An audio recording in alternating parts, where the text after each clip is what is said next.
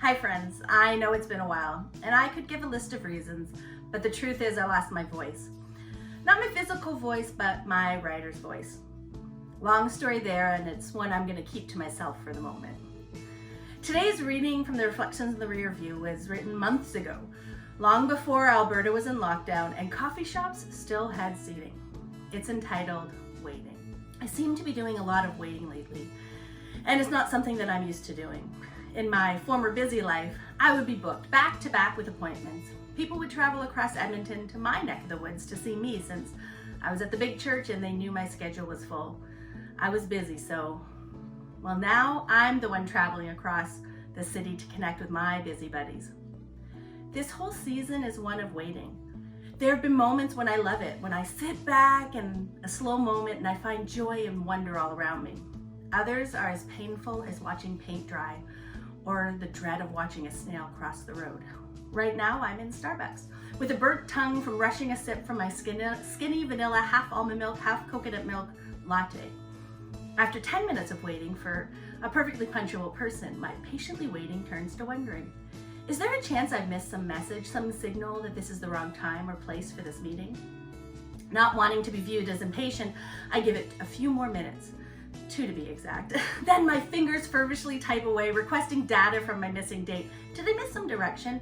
Am I in the wrong place, or are you running late? Immediately, those 3 familiar iPhone dots begin their wiggling. Information's on the way, and I will have an answer soon. Yep, major miscommunication. A day of the week was specified, but which week was not? Apologies on both sides are exchanged, and assurances of another appointed time are forthcoming. But this writer's now sitting alone in Starbucks, and I find myself looking for the lesson. With my cell phone still in hand, so begins the journaling of this saga. Okay, that might be a bit too dramatic, but you weren't the one stood up in Starbucks. This is reminiscent of my current season. I'm in a season of waiting, and it can feel so much like being stood up, like being left out of the communication loop, left out on a limb, swaying in the breeze without a safety net. There are so many metaphors that could choke a horse, but what are we to do in the midst of the waiting? The answer to that is simple: wait. I know it sounds so simple, but that is what you're supposed to do in a waiting season. Isaiah tells us what happens when we wait on the Lord. In chapter 40, verses 29 to 31, he gives power to the faint and strengthens the powerless. Even youths will faint and be weary, and the young will fall exhausted. But those who wait on the Lord shall renew their strength. They shall mount on wings like eagles. They shall run and not be weary. They shall walk and not faint. What does waiting actually look like? Now that one's a little more complicated, and I have a 2-word answer for that one. That depends. It can look differently at different times, so let me use my last few months as an example. Number 1, rest. There have been moments of rest, sitting by the water and just watching the waves roll by, the restorative nurture of nature. Number 2, family time. Surrounded by family and friends who can wait with you, who can distract you, fill in the hours with laughter, be there for the tears, endure the silence.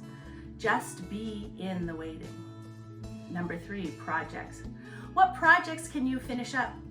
Get off your plate so you have a clean slate to start your next, whatever it may be and whenever it may be. Or maybe start a new one, that one you've always wanted to start but just never had time to do. Well, now there is time. Number 4, learn. Read, listen, watch. I've read more books and listened to more sermons, podcasts, and watched more TED Talks and how-tos in this season than in years. I learned how to paint, build a website, and publish a book. Number 5, feel.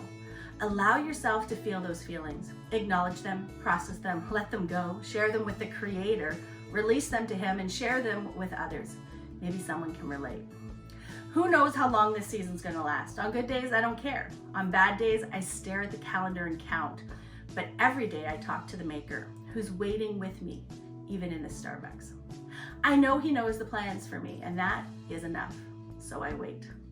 Thanks for watching this week's reading of the Reflections in the Rearview. I did take some time off over the last few months, but I'm back and I look forward to sharing with you again. Feel free to pass this on to someone if you think it will encourage them, and subscribe so you can see the latest from me. Bye.